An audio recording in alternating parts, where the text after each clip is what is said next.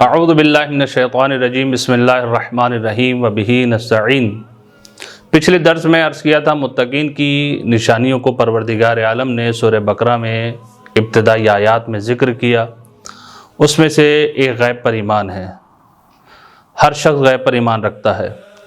اور اب دوسری نشانی وہ یہ ہے کہ وَيُقِيمُونَ الصَّلَاةَ کہ متقین وہ ہیں کہ جو نماز کو قائم کرتے ہیں۔ نماز پڑھتے ہیں یہ نہیں، نماز کو قائم کرتے ہیں۔ قائم کرنا اور ہے، پڑھنا اور ہے۔ یقیناً جب نماز کو قائم کرنے کا حکم ہے قرآن مجید میں اور مختلف مقامات پر آپ پڑھتے ہیں کہ نماز قائم کریں، نماز قائم کریں، تو یقیناً ہمیں نماز کو قائم کرنا چاہیے، اس لیے کہ پروردگار عالم نے جو انسان کو خلق کیا ہے وہ عبادت کے لیے خلق کیا ہے۔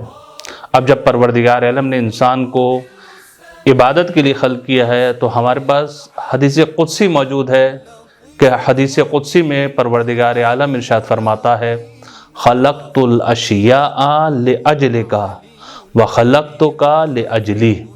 اے انسان کہ جتنی بھی چیزیں ہیں میں نے ان تمام چیزوں کو تیرے لیے خلق کیا ہے، لیکن تجھے اپنے لیے خلق کیا ہے۔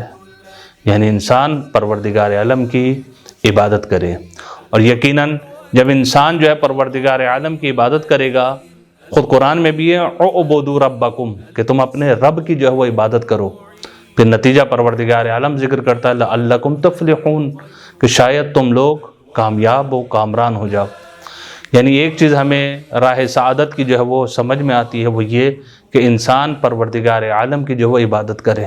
لیکن انسان عبادت تو کرتا ہے، لیکن جب پروردگار عالم کی انسان عبادت کرتا ہے تو کبھی کبھی انسان کو یہ خبط ہو جاتا ہے، یہ ذہن میں بات آ جاتی ہے کہ میں نے پروردگار عالم کی بہت عبادت کر دی۔ لیکن انسان یہ سوچے کہ جتنی بھی پروردگار عالم کی عبادت کر لے اس خالق کا حق ادا نہیں کر سکتا۔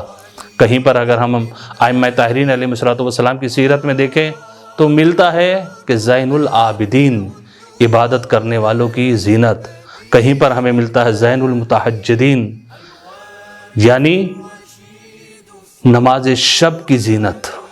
خلاصہ اگر میں یہ بیان کروں اس لفظ کا کہ زین المتہجدین یعنی امام موسیٰ کاظم علیہ السلام نے اتنی عبادت کی کہ زین المتہجدین ہو گئے، امام زین العابدین علیہ السلام نے اتنی عبادت کی کہ زین العابدین ہو گئے، اور دیگر ائمہ طاہرین علیہ السلام کی اگر ہم عبادت کو دیکھیں تو ہمیں سمجھ میں یہ آتا ہے کہ ان کا ایک رابطہ تھا پروردگار عالم سے۔